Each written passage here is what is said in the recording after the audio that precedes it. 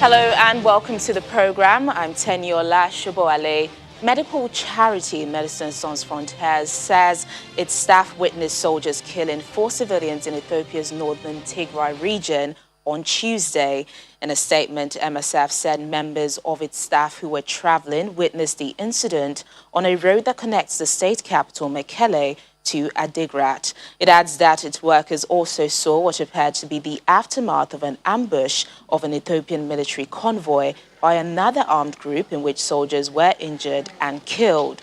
The agency is therefore calling for the protection of civilians during the conflict. This comes after Prime Minister Abiy Ahmed told lawmakers that soldiers found to have committed atrocities in Tigray will be held accountable.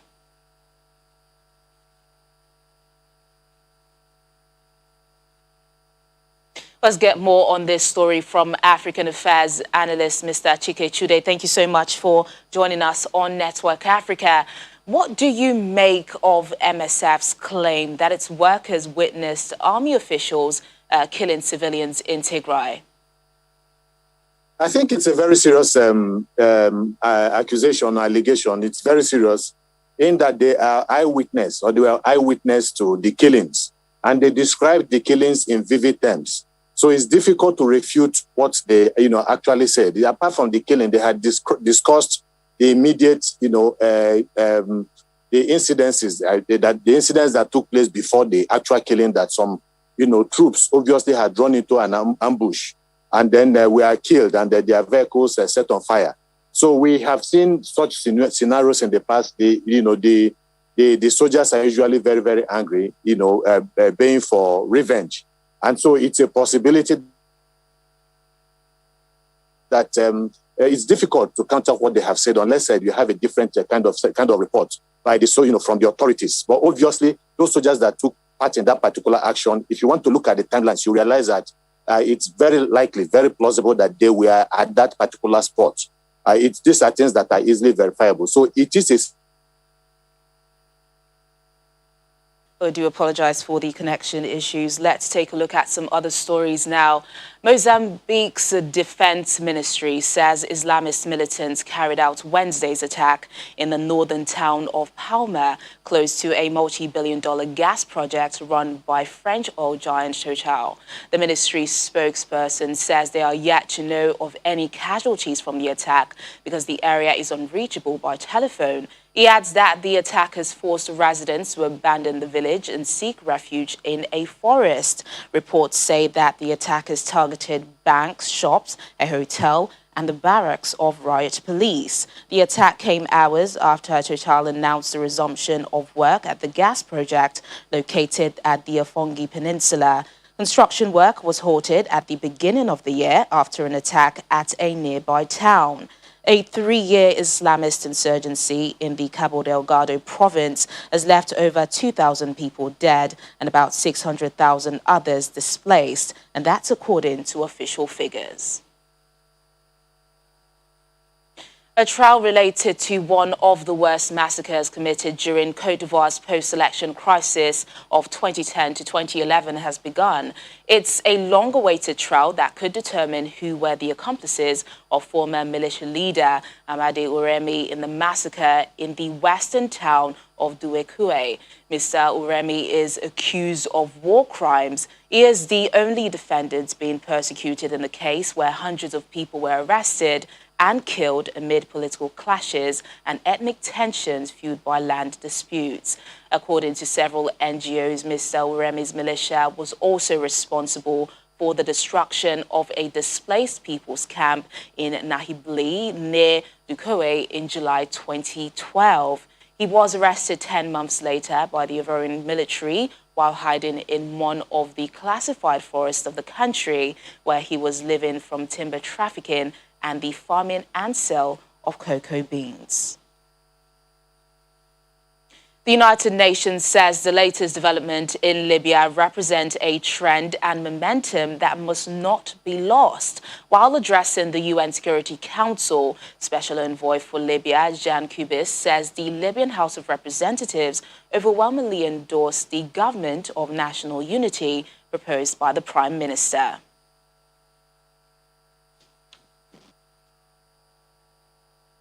This manifestation of the emerging political will for unification after years of internal strife and conflicts is first and foremost a result of Libyan dialogue and Libyan decisions, grounded in the wishes of the people to finally end the divisions and confrontations of the transition period, to reclaim back their country, to reinstate its unity and sovereignty. Madam President, there is a broad and strong support in the country among its increasingly young population for holding inclusive elections on the 24th of December, which should remain a key focus for the new interim executive authority and state institutions. For the polls to take place, it is critical to have confirmed clear legal and constitutional framework for the presidential and parliamentary elections. Away from security matters, the Japanese owner of the giant cargo ship that has been blocking Egypt's Suez Canal since Tuesday has apologized for the disruption to global trade. Shiwei Kaisha says shifting the Ever Given is proving difficult, but it's working hard to resolve the situation. The 400-meter-long vessel became wedged across the canal after being blown off course by high winds. At least 150 ships are now waiting to pass through the vital waterway. Well, let's get more on this story from the VOA's Edward Yeranian in Cairo. Ed, thank you so much for joining us on Network Africa. What's the latest on the cargo ship blocking Egypt's Suez Canal? Yes, Tenny, I apologize because yesterday I had suggested that the Suez Canal authorities had finally dislodged the ship that was blocking the waterway or part of the waterway. But Egyptian media, which had made that suggestion, was wrong.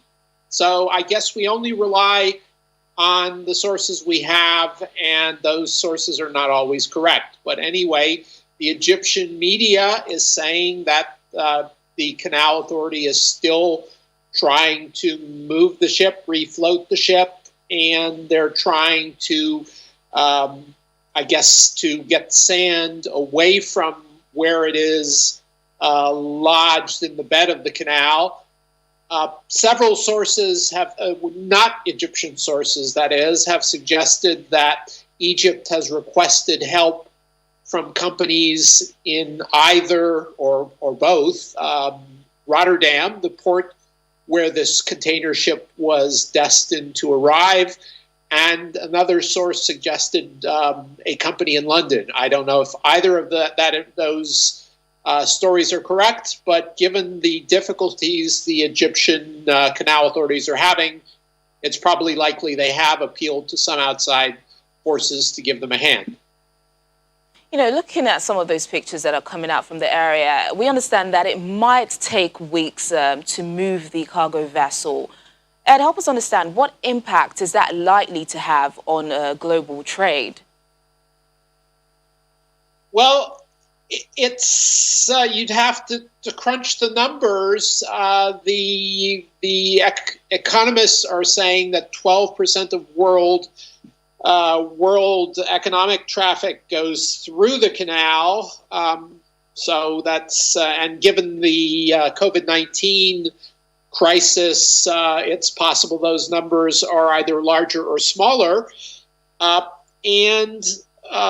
If those ships that normally go through the canal have to go down around the Cape, apparently they're saying it would take 3 weeks for shipping to go that way. So it would certainly raise cost dramatically for a lot of companies. I'm not sure about the oil situation. They're saying that oil prices have gone up by $5 a barrel due to this temporary closure, or tough to say how temporary it's going to be. But in a lot of cases, there is oil that's in different places along the route. So many of these ships don't necessarily have to go that way. So it won't actually affect supplies. and probably not affect prices ultimately as much as they're suggesting. You know, there was a similar incident in 2017 when a Japanese container vessel blocked the canal after it ran aground following reported mechanical issues. That incident was resolved within hours, but this latest one is proving quite difficult. What's unique about the MV Ever Given?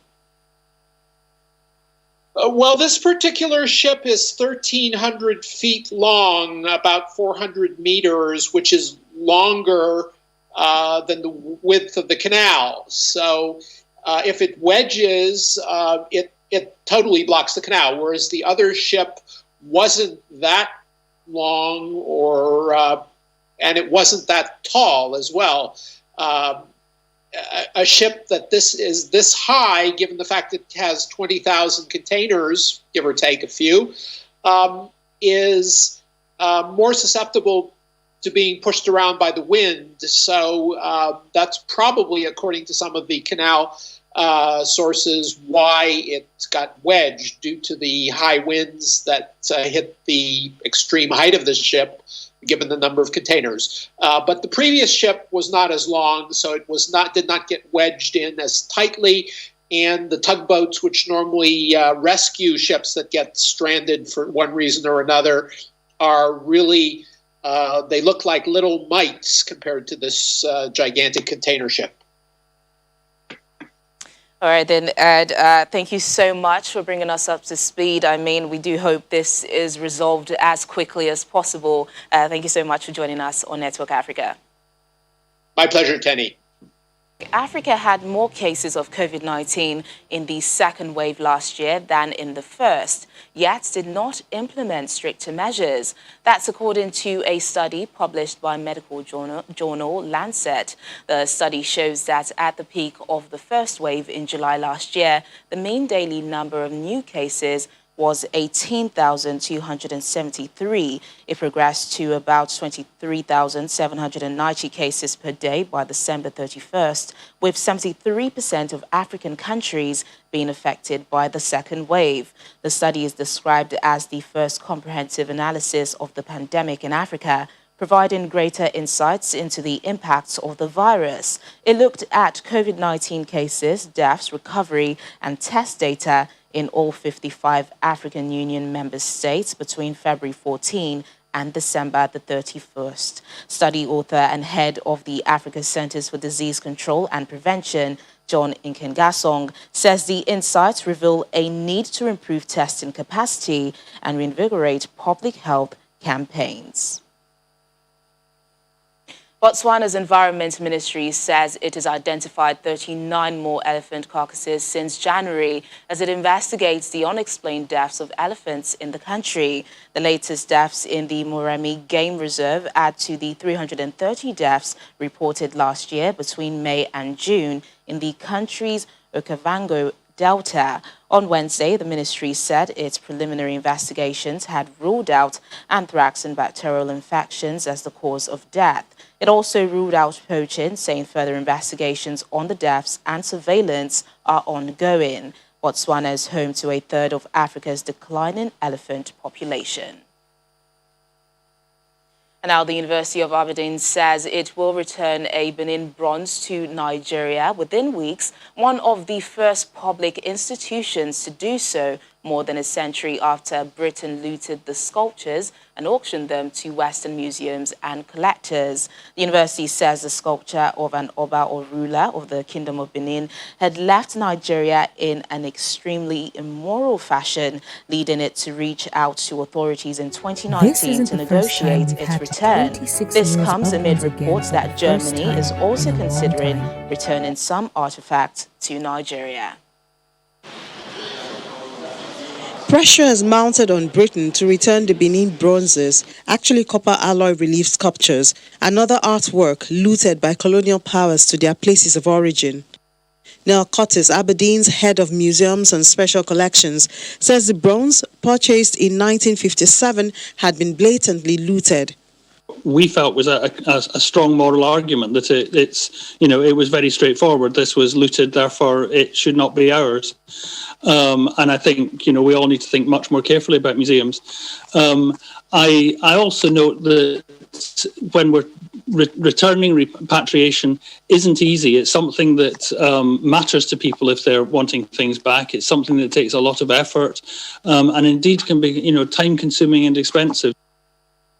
Britain's soldiers seized thousands of metal castings and sculptures from the Kingdom of Benin, then separate from British-ruled Nigeria in 1897. The British Museum, which holds hundreds of the sculptures, has alongside several other museums formed a Benin Dialogue Group to discuss displaying them in Benin City, some officially on loan.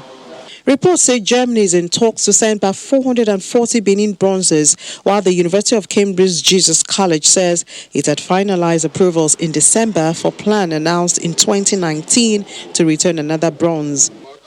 Professor Abba Issa Tijani, Director General of Nigeria's National Commission for Museums and Monuments, says the importance of displaying the bronze inside Nigeria for the first time in more than 120 years is inexpressible. This is about our identity, about our history and heritage, which has been taken away from us for many years. And we now have the opportunity, and every Nigerian will have the opportunity to see and appreciate our history and culture back in Nigeria. Artist and Edo State native Victor Ekameno says he hopes the decision will prompt others to return looted artifacts. Because some of these things are missing from our environment, people tend to not able to contextualize where we are coming from, because there is that tendency for Western institutions and Western critics to feel that after 1897 or after the colonial masters left our shores, no art ever came out from these shores. The governor of Edo State, the capital of which is Benin City, plans to build a center to store and study the returned artifacts by the end of 2021 and a permanent museum by 2025. And our Senegalese painter Omar Ba's latest series, Anomalies, is on show at the Galerie Templin in Brussels until the end of March. It unveils what the artist believes is wrong with African leaders, and it has spurred him to start a new series in his studio in Senegal after witnessing the worst riots his country has seen in years. Take a look. Internationally celebrated Senegalese artist Omar Ba is working on his next series of paintings from a studio just outside the capital, Dakar.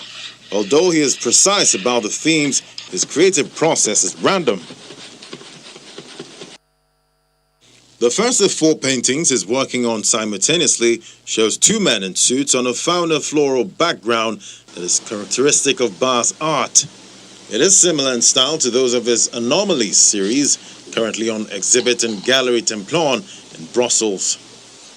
6 of the 12 paintings in that series evoke images of African heads of state while criticizing leaders in the sub-Saharan region for changing their constitutions to stay in power, reneging on electoral promises or allowing foreign powers and business to determine national policy.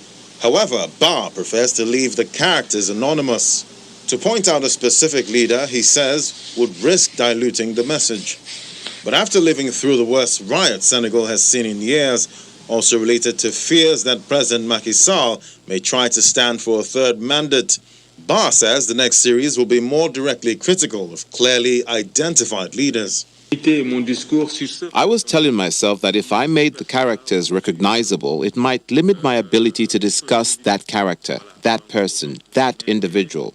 But now, I think more and more, I find the need to say it. And here, in these next works that I'm working on, if I had to define characters, I will put Macky Sall. Because seeing what happened in Dakar, where I was a witness and took pictures, I saw it was happening in the present time. There is no way around it.